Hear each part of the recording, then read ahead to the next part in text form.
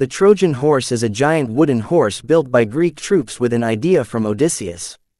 The Trojan horse was fed by several Greek warriors and was meant to be brought into the city of Troy during the Trojan War. The Trojan War itself lasted for about 10 years, which made the Greek and Trojan soldiers reach their saturation point, unbearably tired, helplessly depressed due to the length of the battle. What is even more frustrating is the Greek army, which, despite having heroes like Achilles, Diomedes, Odysseus and Aias, has not been able to break through the walls of Troy.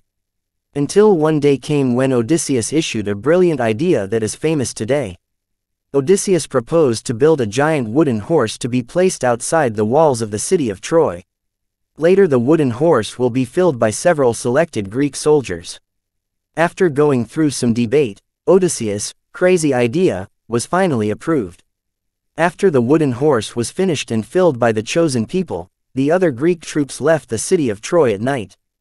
The next morning, the inhabitants of the city of Troy were surprised and amazed to see that there were no more Greek troops surrounding their city, even the ships were no longer moored. They thought that the Greek army had finally surrendered and gone home. All they saw was a villager named Sinon who was left alone with a giant horse statue.